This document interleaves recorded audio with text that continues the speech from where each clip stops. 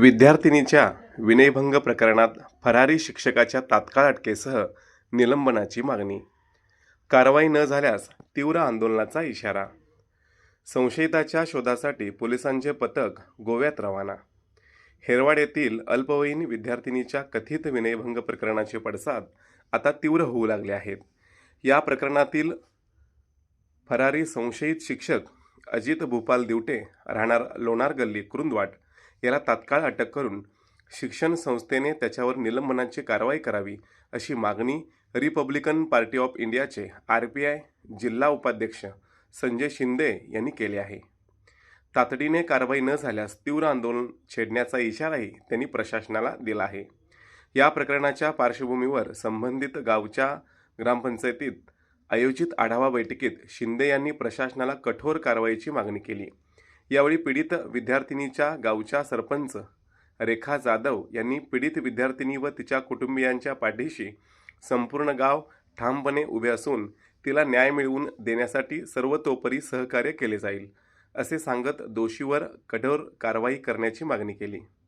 दरम्यान शिक्षण संस्थेचे सचिव अजित पाटील यांनी विद्यार्थ्यांची सुरक्षितता आणि हित हेच आमचे सर्वोच्च प्राधान्य आहे. संबंधित शिक्षकाविरोधात कायदेशीर कारवाई करण्यासाठी संस्था कायदेशीर सल्ला घेत असून लवकरच निलंबनाची प्रक्रिया पूर्ण करण्यात येईल असे स्पष्ट केले. या प्रकरणाचा तपास पोलिसांनी वेगाने सुरू ठेवला असून आणखी 4 जणांचे जबाब नोंदवण्यात आले आहेत. फरारी संशयित शिक्षकांचा ठाव ठिकाणा मिळवण्यासाठी पोलिसांनी 2 जणांना ताब्यात घेऊन चौकशी सुरू केली आहे. पोलीस निरीक्षक संतोष माने यांच्या मार्गदर्शनाखाली संशयिताच्या शोधासाठी विशेष तपास पथक थेट गोवा राज्यात रवाना करण्यात आले असून त्याचा शोध घेण्यासाठी विविध ठिकाणी तपास सुरू असल्याची माहिती पोलिसांकडून देण्यात आली. साने गुरुजी विद्यालय हेरवाड येथे अजित दिवटे या शिक्षकाने या शाळेतील मुलीवर विनयभंग केल्याची तक्रार झालेली आहे. या तक्रारीच्या अनुषंगाने रिपब्लिकन पक्षाच्या वतीने माननीय जिल्हाधिकारी जिल्हा पोलीस प्रमुख, शिक्षणाधिकारी, मुख्याध्यापक, ग्रामपंचायत, गट शिक्षणाधिकारी यांना निवेदन सादर करून याच्यावरती कडक कारवाई करण्यात यावी अशा आशयाचे निवेदन आम्ही सादर केलेलं आहे. आणि या निवेदनाच्या अनुषंगाने त्याच्यावरती कडक कारवाई करून त्याला शिक्षा ठोठावण्यात यावी ही पक्षाची मागणी असून संस्था रद्द करण्याची मागणी केलेली आहे. या काही शाळेमध्ये जी घटना घडलेली आहे ती अतिशय निंदनीय आणि माणुसकीला काळिमा फासणारी ही घटना आहे. आणि यामध्ये दोषी शिक्षकांवर पालक जी भूमिका घेतील त्या भूमिकेसोबत आम्ही सर्व ग्रामपंचायत बॉडी, सर्व सन्माननीय सदस्य, पालकांच्या आम्ही सोबत आहोत आणि त्या शिक्षकाला कठोरात कठोर शिक्षाही व्हायला पाहिजे अशी आमची मागणी आहे.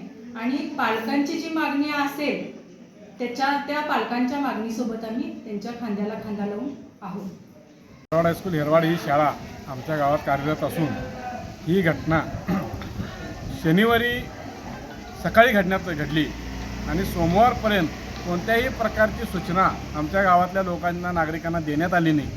आणि डायरेक्ट न्यायालयीन कारवाई झाल्यानंतर गावाला समजतं. ही सर्वात प्रथम दुर्दैवाची गोष्ट आहे. संस्था चालकानं आम्ही 2 दिवस झाले त्यांची वेळ मागतोय, संस्था चालक भेटायला सुद्धा तयार नाही.